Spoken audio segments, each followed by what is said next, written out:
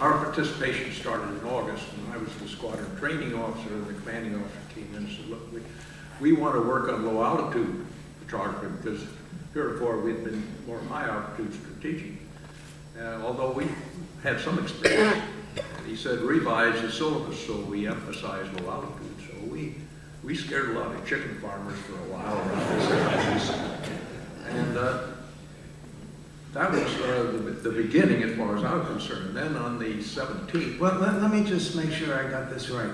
You were flying low altitude flights over Cuba way back in August. No, we were flying low altitude over North Carolina, Mississippi, and Oxford, and Florida in preparation. So we knew something. And of course, things had been tense about Cuba. We'd been interested. We'd done some flying down there before, but this changed the whole syllabus. And it wasn't until the 17th that, of course, that was 3 days after the first detected. I was leaving the squadron to go home one afternoon, and the commanding officer flagged me down, and he said, you have to go to Washington now. He said, I'll file your flight plan, and here's a phone number when you get there. You were in what base? I was in Jacksonville. Jacksonville. Or Cecil Field, which is west of Jacksonville. So he said, I said, well, can I go supersonic? He said, yeah, I'll cover you. Well, about an hour later, I was at Andrews Air Force Base in Washington.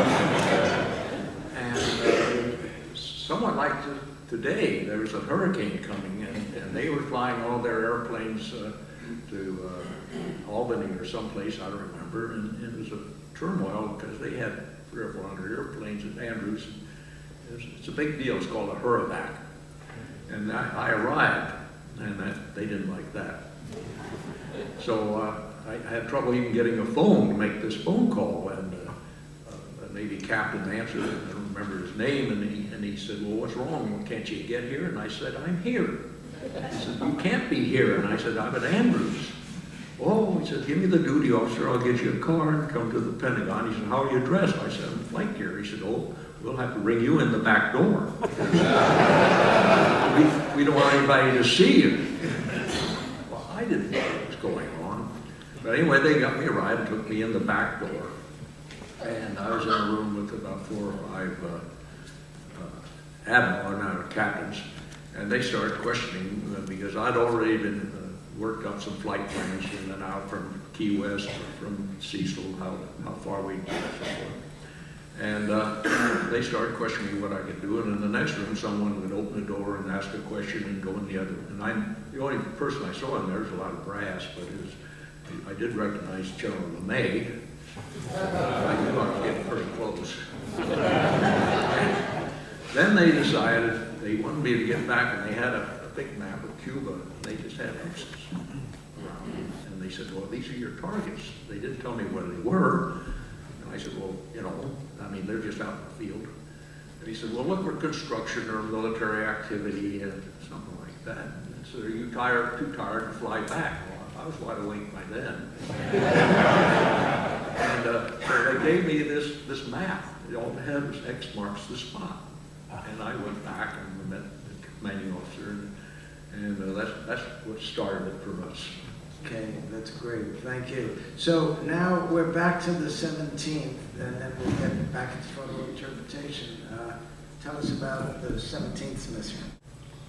Let me ask Tad, when you were doing these low-level flights, do you remember, I know you have your flight book here, what dates did you fly over Cuba? Well, I flew on the first was on the 23rd.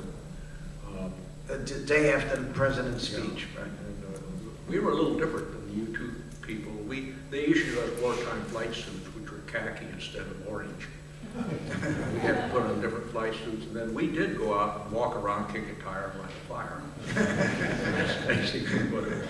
But I flew on the every other day on the 23rd, the 25th, 27th, then November 5th, November 9th, and the 12th. I flew six missions. And, were you ever shot at? I wasn't aware. You were pretty sure. There wasn't any heavy. It was just small arms.